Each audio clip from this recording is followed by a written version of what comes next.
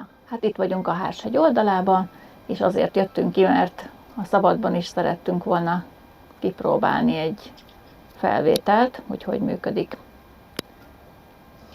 Meg hát jó az idő, szép az idő, úgyhogy kicsit kimozdultunk otthonról.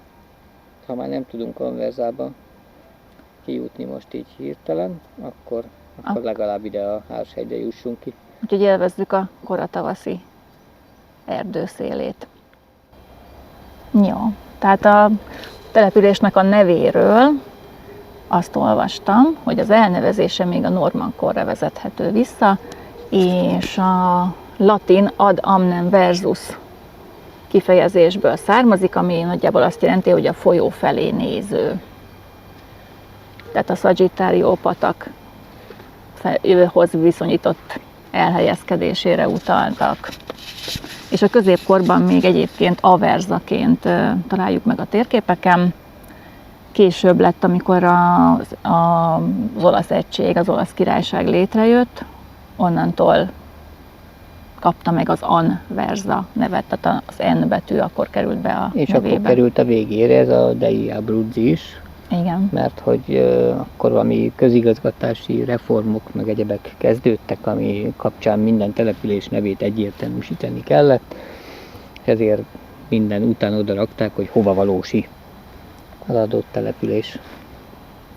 Igen, és ha beírjuk a keresőbe Anversa nevét, akkor Antwerpen jön ki az első találatokra, mert hogy Belgiumban van egy ilyen régió, hogy Anversa, és Antwerpen is része egyébként ennek a régiónak. Tehát ez valami régiós elnevezés. Tehát ugye a hivatalos elnevezéshez hozzá kellett tenni ezt a Dei Abruzzit, hogy egyértelműsítsék, hogy Abruzzo beli Anversa. Igen. Jó, tehát most menjünk vissza egészen a rómaiak előtti időszakig. Kérdés, mit adtak az anversaiaknak a rómaiak? Tehát a Krisztus előtti 9-től 4. századig az úgynevezett Peligny népcsoport élt itt, ez a Valle de Peligna, tehát a Peligna völgy, ma is így ilyen elnevezéssel nevezik ezt a völgyet. És hát a rómaiak nem építkeztek csak a völgyekbe igazából, de a Peligny népcsoport, azok létrehoztak már ilyen őrtornyokat, amivel a völgyekben húzódó kereskedelmi szállító útvonalakat ellenőrizték, vagy ahol ugye a hadak át tudtak vonulni a hágókon. Jó, az 1990-es években egyébként találtak is arra utaló nyomokat itt a település határában, hogy ez a Peligny népcsoport élt itt, ugyanis olyan nekropoliszokat, temetkezési helyeket tártak föl, amiknek a leleteiből egyértelműen kiderült, hogy ez még a rómaiak előtti korszak. Tehát találtak itt cserépedényeket, vastárgyakat, réztárgyakat, ékszereket, egyéb ilyen eszközöket. Tehát ez ilyen vaskori meg... Igen. Tehát ez még arra nyúlik vissza, még a rómaiak előtti időszakra. Aztán a középkorban, a Krisztus utáni 5. században az egyes hipotézisek szerint az itt élő, az itt álló erődítményeket lerombolták a barbár népek. Hát kit tekintünk ugye barbárnak? Hát ugye amikor a római birodalom felbomlott, a nyugat-római birodalom, ezen az időszakon, ezen a területen ugye a nyugat-római birodalom volt, tehát amikor bejöttek a népvándorláskori barbárnak nevezett népek, akkor lerombolták az erődítményeket, amik itt álltak. Ennek azonban ellentmond az, hogy vannak olyan, előkerültek a 8.-9. századból olyan iratok, amelyek longobárd törzseknek tulajdonított erődítményeket említenek meg a környéken. Castrovalva az egyértelműen egy ilyen erődítmény volt, Cocullo is, és valószínűleg Anversa is, tehát hogy említenek ezen a területen több őrtornyot. Tehát, hogy lehet, hogy lerombolták, de nem teljesen. Igen, hát ez ugye geológiailag ez egy ilyen kapu, gyakorlatilag az Appennineknek a Adria felőli oldala, egyfajta ilyen átjáró hágó terület. Tehát ott nem csoda, hogyha pontokat, meg egyebeket alakítottak ki. Aztán a kereszténység terjedésével párhuzamosan az őrtornyok mellé ugye építettek templomokat, egyes esetekben ugye apátságokat is.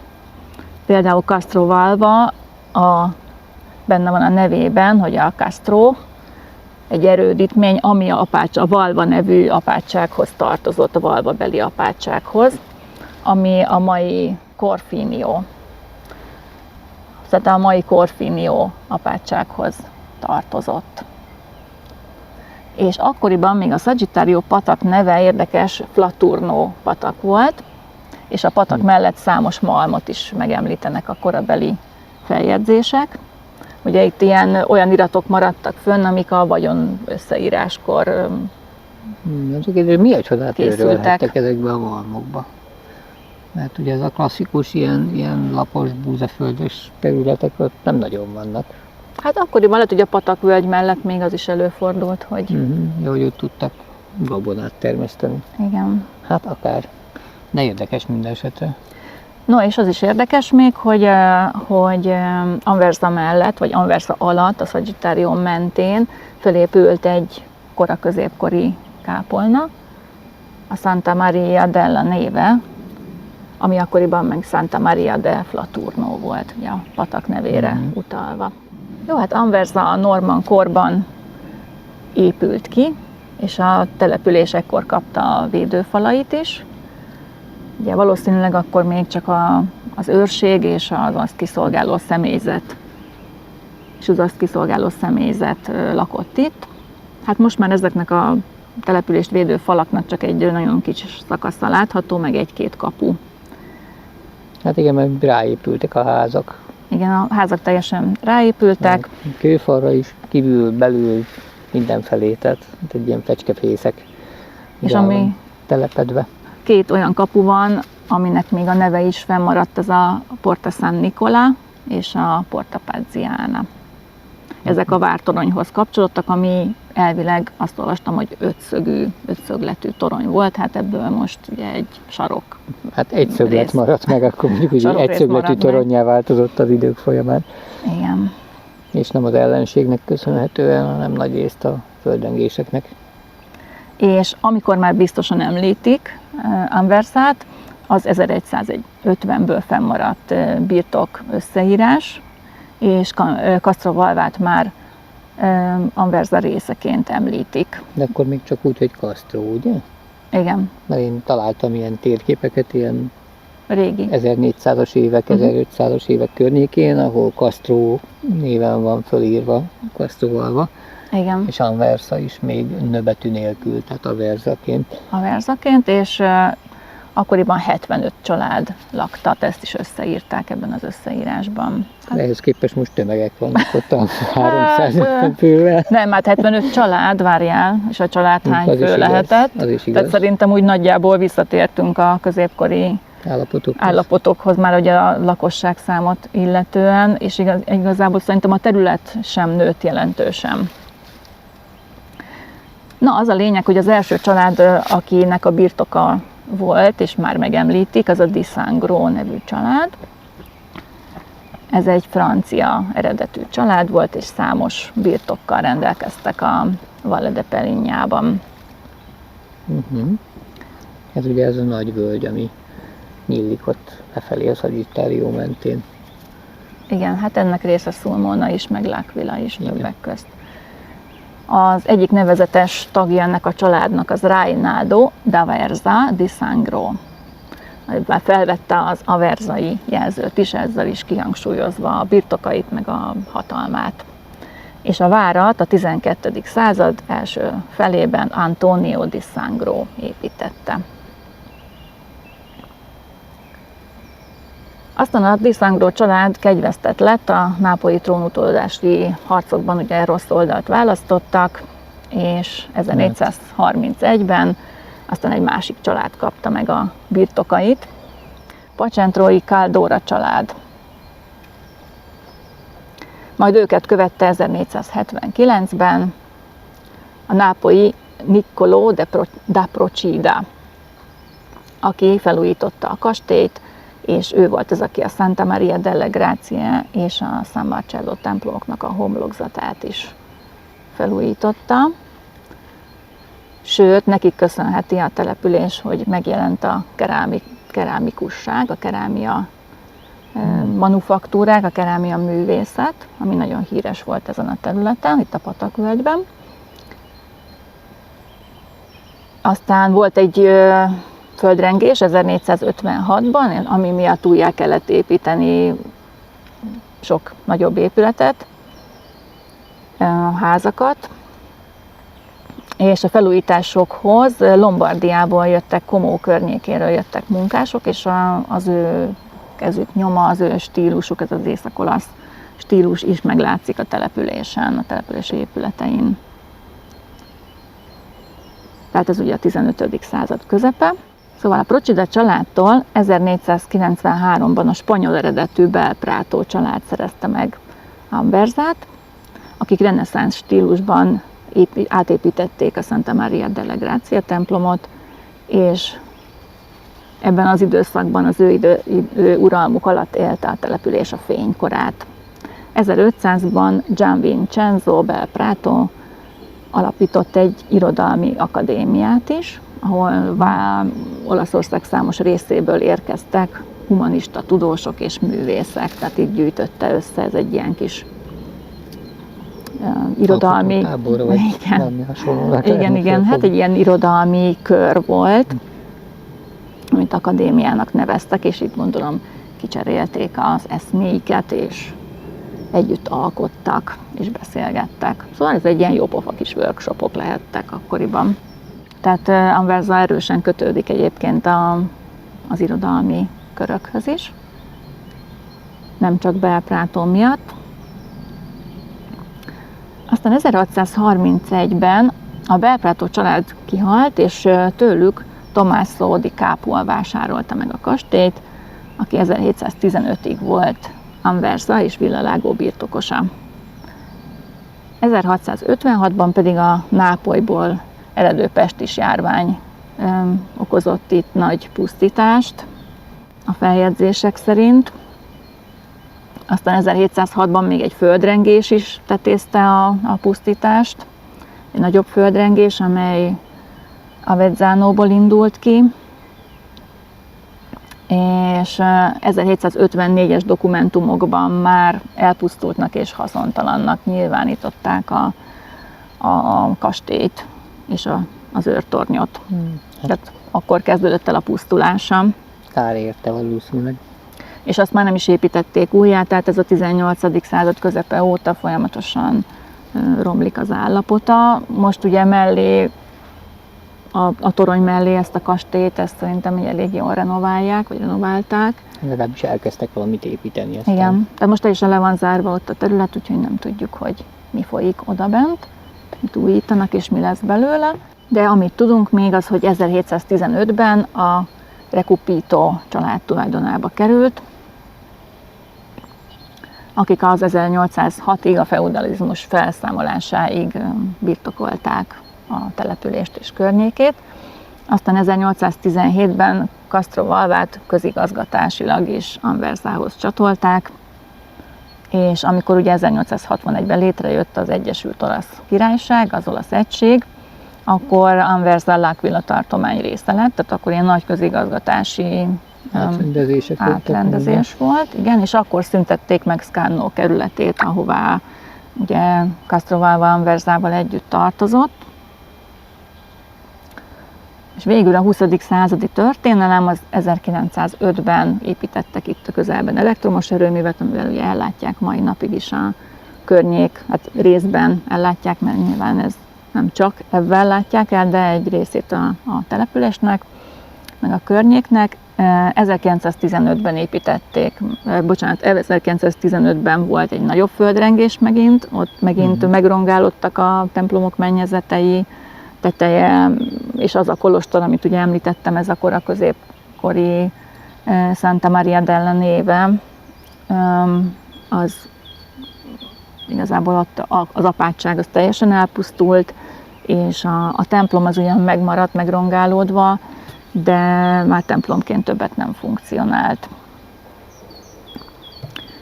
akkor ugye megint helyre kellett állítani egy csomó építményt, épületet, tehát igazából amíg most látszódnak házak, régebbi házak, meg a templom állapota az 1915 utáni.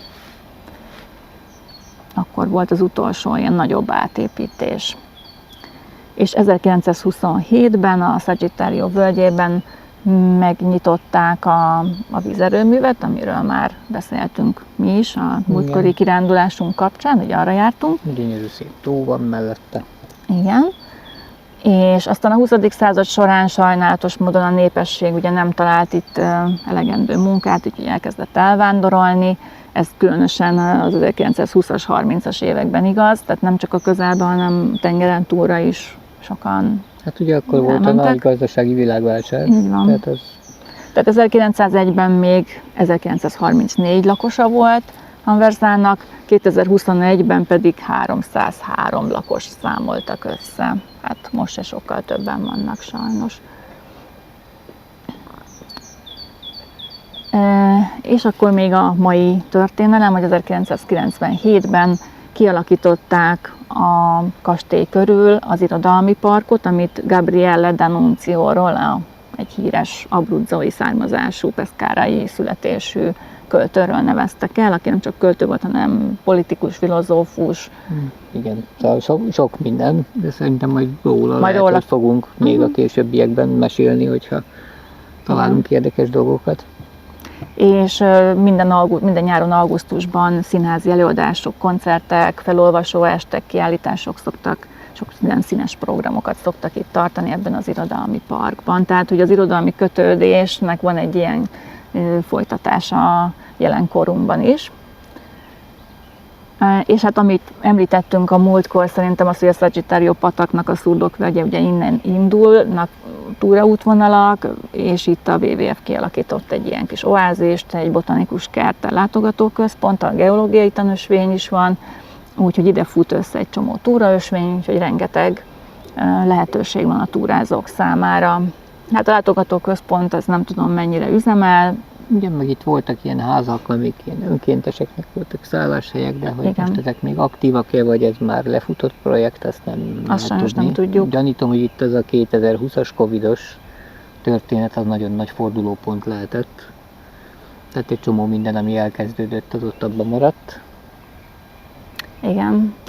És hát amit még érdemes megemlíteni, hogy 2001-ben csatlakozott az Olaszország 100 legszebb falva egyesülethez, mert ez valami egyesület, amelynek az a célja, hogy hozzájáruljon olyan kis falvak, településeknek az újraélesztéséhez, amelyek ugye kiesnek a turisztikai útvonalakból, úgymond, tehát hogy nem lenne igazából lehetőségük megismertetni, vagy előtérbe kerülni, és viszont jelentős kulturális természeti értékkel rendelkeznek, tehát hogy érdemesek arra, hogy megismerje őket a nagyobb közönség, és akkor készültek is ilyen kis videó, ismertető filmek, van turista információs iroda, ami működik a település főterén, úgyhogy igazából ez is egy jó lehetőség arra, hogy megismerjék az ilyen kis falvakat, úgyhogy része. Egyébként Villa Lago is és Scanno is része ennek az Olaszország 100 legszebb faluja kezdeményezésnek. Igen, meg a szomszédban Bunyára is így van. Tehát ott azért elég sok van ebben a völgyben, tehát amúgy is egy kis ékszerdoboz ez a környék. És akkor a település címeréről még amit találtunk.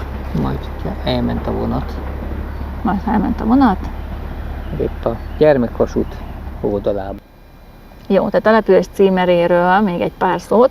A címerben egy nyitott állapotú körző látható, amelynek a két szárára egy-egy kígyó tekeredik fel teljesen szimmetrikus módon. Egyes magyarázatok szerint ez a körző a szabadkőművességre utal, lehet, hogy Belprato, de hát nem a szabadkőművesség az 1500-as években még csak nagyon kezdeti állapotban volt, ha jól tudom, akkor Angliában, igen. Tehát, hogy Olaszországban mennyire volt, hogy mikor indult a szabadkőművesség, azt nem tudom sajnos, de szerintem később indulhatott, mint hogy a Belprato család itt uralkodott volna éppen. Hát viszont ez simán utalhat a mérnöki, meg egyéb képműves, meg...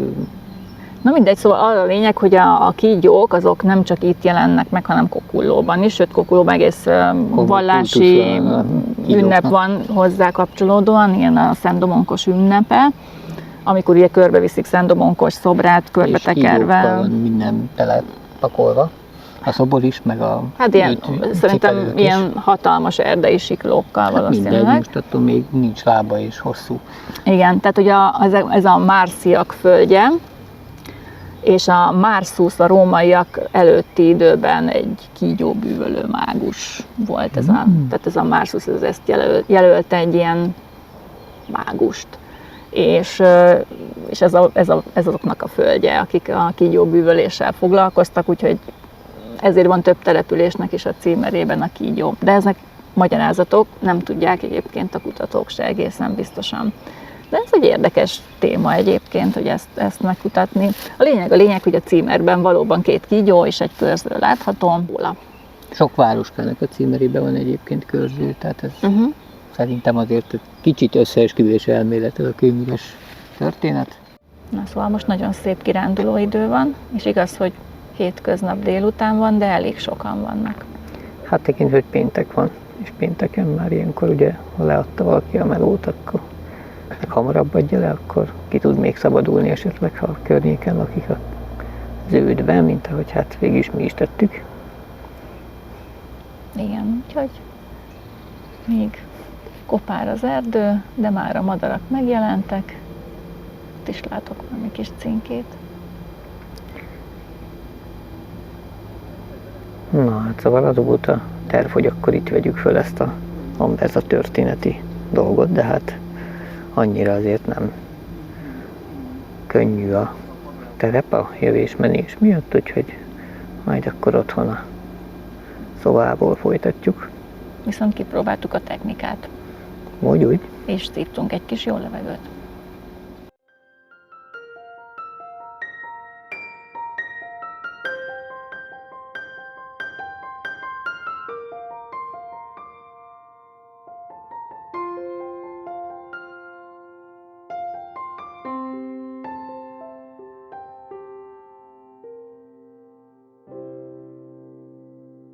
Remélem tetszett a videónk, és találkozunk a jövő héten. Ci vediamo nel prossimo video.